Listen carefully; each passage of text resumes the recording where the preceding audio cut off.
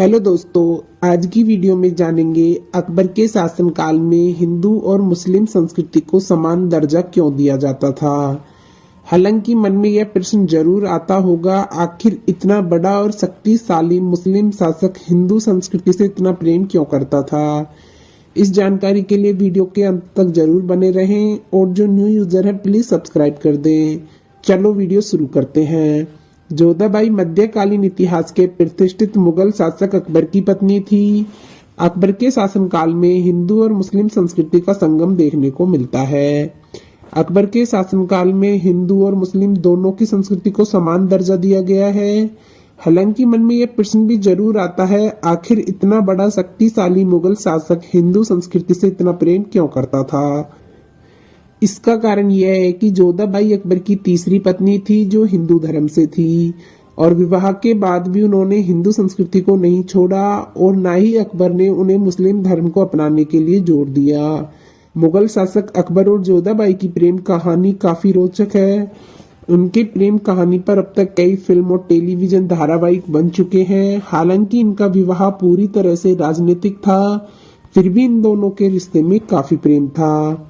जोधाबाई के बारे में जानने से पहले हम थोड़ा सा उनके पति यानी कि महान मुगल बादशाह अकबर के बारे में जान लेते हैं, जिनका पूरा नाम मोहम्मद जलालुद्दीन अकबर था। मुगल शासकों में अकबर सबसे महान और सफल सम्राट था। हिंदू और मुस्लिम दोनों की संस्कृति से प्यार होने के कारण अकबर को जेल-ए-इलाही के नाम से नवाजा गया। यह हुमायूं और हमीदा बानो बेगम का पुत्र था। अकबर की 7 रानियां थी, लेकिन उनमें से उनकी तीसरी रानी जोधाबाई और अकबर की प्रेम कहानी काफी ज्यादा प्रचलित है। टीवी सीरियल में भी इन दोनों के रिश्ते पर ज्यादा प्रभाव डाला गया है। जोधाबाई और अकबर का विवाह राजनीतिक तरीके से हुआ था, लेकिन इन दोनों के रिश्ते में काफी प्यार था। जोधाबाई हिंदू धर्म से थी, फिर भी उन्होंने अपनी संस्कृति को नहीं छोड़ा था। अकबर ने भी कभी जोधाबाई को मुस्लिम संस्कृति को अपनाने के लिए नहीं कहा था। जोधाबाई के कारण ही अकबर ने हिंदू संस्कृति को सम्मान देना शुरू किया था, जो उनके शासनकाल के दौरान बनाए गए मंदिर और मस्जिदों के नक्काशी से पता चलता है। जोधाबाई राजपूत हिंदू थी। इनका जन्म 1 अक्टूबर 1542 को जयपुर के शासक राजा भारमल के यहाँ हुआ था। इनका असली नाम हरकाबाई था। इन्हें हीर कुंवारी और मरियम उज जमानी के नाम से भी जाना जाता था। जोधाबाई बचपन से ही काफी चतुर और हिम्मत वाली महिला थी। सन 1562 में इनका विवाह मुगल बादशाह अकबर से हुआ था, जिसके बाद इन्हें जोधा बेगम के नाम से बुलाया जाने लगा।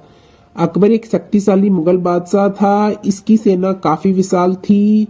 इसने सेना के बल पे मध्यकाल के कई राज्यों को पराजित करके उनके साम्राज्य को अपने अधीन किया था। उस दौरान इसका सबसे बड़ा शत्रु राजपूताना था। यही कारण था कि अकबर और महाराणा प्रताप का हल्दी घाटी युद्ध हुआ था।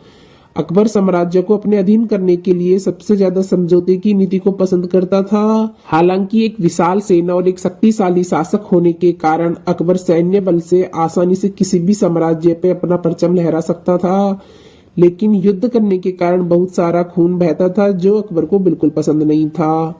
इसीलिए वह शांति से साम्राज्य को अपने अधीन करना चाहता था। वह अपने समझौते की रणनीति के तहत अन्य राजाओं की कन्याओं के साथ सम्मान पूर्वक विवाह कर लेता था और बिना किसी जनहानि की वजह बने उन रियासतों को अपने अधीन कर लेता था। उसी दौरान एक बार अकबर का युद्ध राजा भारमल से हुआ था। अकबर ने राजा भारमल के तीनों बेटों को बंदी बना लिया। तब राजा भारमल ने अकबर के साथ समझौता के लिए हाथ बढ़ाया। राजा भारमल की एक पुत्री थी जिनका नाम राजकुमारी जोधाबाई था। समझौते के अधीन राजा भारमल ने अपनी पुत्री जोधा का विवाह अकबर के साथ कर दिया, क्योंकि अकबर एक मुस्लिम मुगल बादशाह था। इसलिए अकबर से विवाह करने के बाद रानियों को मुगल धर्म अपनाना पड़ता था, लेकिन अकबर ने जोधाबाई को मुगल धर्म अपनाने के लिए कोई जोर नहीं दिया था। इस तरह अकबर और जोधाबाई का विवाह राजनीतिक तौर पर 6 फरवरी 1562 में हुआ। फिर भी इन दोनों के रिश्ते में काफी प्रेम था, जो आज भी इतिहास के पन्नों में सुनने को मिलता है। सन 1569 में जोधाबाई ने एक पुत्र को जन्म दिया, जिसका नाम जहांगीर रखा। हालांकि जोधाबाई के पहले भी 2 पुत्र हसन और हुसैन हुए थे, जिनकी मृत्यु पैदा होते ही हो गई थी। लेकिन इस बार शेख सलीम चिश्ती ने अकबर को पूर्व धारणा करके बताया कि इस बार उनके पुत्र का जीवन बच जाएगा। लेकिन अकबर की इच्छा थी कि उनका पुत्र खूब नाम कमाए और एक बड़ा सम्राट बने। इसीलिए उन्होंने जोधाबाई को अपना गर्भ का समय फतेहपुर सीकरी में बिताने के लिए कहा। जहांगीर के जन्म लेने के बाद अकबर ने जोधा को मरियम उज जमानी की उपाधि से सम्मानित किया। हालांकि जोधाबाई हिंदू थी, लेकिन अकबर की कामना को पूरा करते हुए उन्होंने जहांगीर को सलीम का नाम दिया। जहांगीर भी अकबर की तरह एक सफल सम्राट बना, जिसने कई कानूनों में सुधार किया। उसने नाक और हाथ काटने की सजा को रद्द करवाया, नशा, हमलावर वस्तुओं का हकमा बंद करवाया। जहांगीर के शासनकाल को चित्रकला का स्वर्ण काल भी कहा जाता है, क्योंकि इस दौरान जहांगीर ने कई चित्र बनवाए थे। इसे चित्रकला से काफी प्रेम था।